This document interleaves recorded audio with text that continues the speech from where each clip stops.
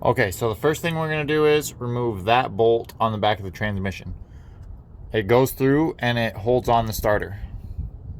So I'm using a ratchet with a gear wrench swivel universal joint socket. It's a size 14. And you see, this really helps with the extreme angle because it's hard to fit a ratchet up in there. If I had a power tool, this would be a lot easier. But yeah, this is pretty handy right here, having these universal joints.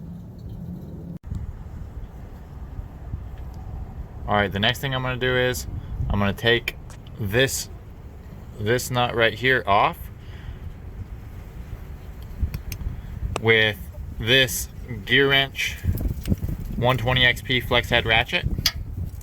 But the first thing I'm going to do before I do that is I'm going to disconnect the battery, because I didn't do that yet.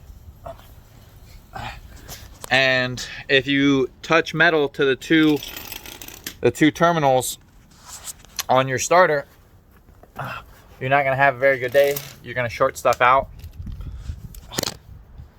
and you could really damage things, especially on like newer vehicles. If you touch the terminals together on this one, it's probably not going to be a big deal. It's just going to spin the starter a little bit, because this is, you know, an older vehicle. It's a 2004. But if you do that on like an Audi, you probably don't want to do that on an Audi. I don't really work on Audis, but I mean, there's a reason why I don't work on Audis, because they have a reputation for being stupid and for being hard to work on. Okay, so now I got the battery disconnected, and I'm taking this little nut off the starter. And then after that, I'm gonna reach up here and kind of pull this cable. This is the cable that's coming from the battery, and I'm gonna pull it off. And it actually looks like you got to take both of those nuts off. Sometimes they'll just connect one terminal to the other, but it looks like there's two separate cables going to it. So I'm just going to go ahead and take both of them off, because if I wait until I dismount the whole starter and try and take a thing off, try and take one of these bolts off, or one of these nuts off, it's not going to be very fun. So I'm just getting that thing off by hand right now, and I'm going to pull that other cable off of this terminal. All right, now the second starter bolt is, you see the exhaust right there where I'm shining my light? Just to the left of that hot spot of my flashlight. That right there. That nut right there on the transmission. The one that's right there. That's the second starter bolt.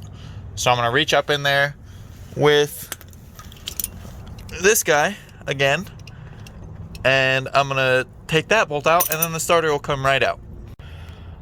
Okay, so I wanted to show you how I'm going to get this thing out. So I basically pulled it straight out, I pointed it up, and then now it's pretty sure it's going to come right down. I'm going to set the phone on my chest, and we'll see if we can get it to come out of there without too much trouble.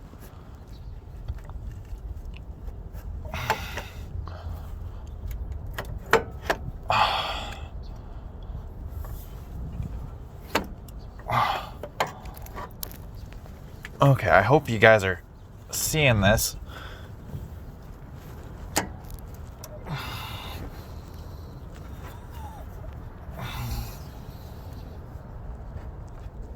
The drive shaft's a little bit in the way, but I think I can get it. So the challenge to this is to get it to come out without smashing your fingers. So what I'm probably going to do right now is just go grab a I'll grab a what's it called, a pry bar, and pry this thing down if it doesn't come out right now. Yeah, that's what I'll do. I'll go grab a pry bar. All right, so with a little bit of jiggling, the starter dropped down. But you see there's actually a wire right there that I can't really tell, but Wow, that's a really good camera. That starter has another wire. It's like soldered right there that I couldn't see from down below. There's an electrical connection up there, and I'm just gonna cut this wire and then I'll figure out that electrical connection with the starter weight not hanging on it, because it's not gonna come out right now because the starter's hanging on it. But I'm gonna cut this thing down and go get the new starter, and I'm pretty sure it's gonna go in pretty easy. All right, I'm back out at the Xterra. I went and got a starter, and I already got it up in there, but it's so hard to film that I'm just gonna kind of explain how I did it. I took my flashlight and I shined it up in there, and I just looked, and you can see that there's some open space up in there.